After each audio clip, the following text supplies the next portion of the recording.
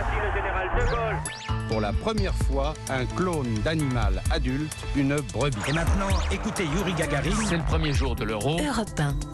À 7h23, c'est l'heure du jour où votre plongée quotidienne dans la boîte à souvenirs d'Europe 1. Bonjour Laure d'Autriche. Bonjour Dimitri, bonjour à tous. Journée exceptionnelle sur Europe 1 ce soir à partir de 19h. La 48e cérémonie des Césars du cinéma français à l'Olympia à vivre en direct sur l'antenne d'Europe 1. 2 films ont tout particulièrement marqué l'histoire de l'Académie des Césars. Oui, 10 Césars pour Le Dernier Métro en 1981. François Truffaut est au micro Europe 1 d'Yvan Levaille le 17 septembre 80 pour parler du film. Une histoire d'amour dans la France occupée de 1942. Truffaut explique le choix du titre Le Dernier Métro. Je montre très peu le métro, mais c'est vrai qu'il était important. Les spectacles étaient réglés sur l'heure du dernier métro.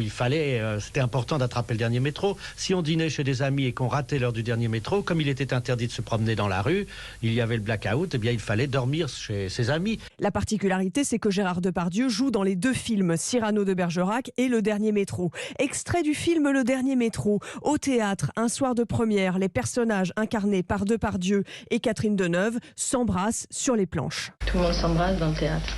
Pas forcément sur la bouche. Moi, je vous embrassais sur la bouche.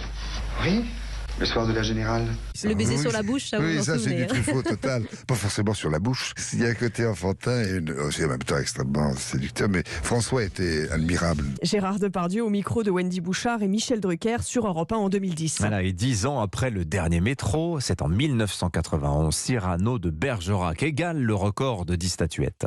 Oui, Gérard Depardieu dira que c'est l'un de ses films préférés. Reportage le 29 juin 89 sur le tournage de Cyrano de Bergerac dans les paysages de Hongrie. Ce Cyrano sera vivant, coloré, rythmé, bref un grand spectacle comme les aime Jean-Paul Rapneau qui nous parle de Gérard Depardieu et de ses faux nez. Le nez que nous lui avons fait est tellement extraordinaire, je trouve. Enfin, lui va si bien que quand il l'enlève et qu'on voit apparaître son vrai nez, on a l'impression que son nez est véritablement amputé. Et le 9 mars 91, Gérard Depardieu reçoit le César du meilleur comédien pour son interprétation de Cyrano. Il est heureux.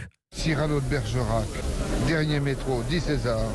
Ma foi, bravo le texte, bravo l'histoire d'amour, bravo tout. Qu'est-ce qu'il y a de commun entre Rapneau et Truffaut ? La même passion. Cyrano fera 5 millions d'entrées au cinéma. Merci Laure d'Autriche pour ce bain de mémoire grâce aux archives sonores d'Europe 1.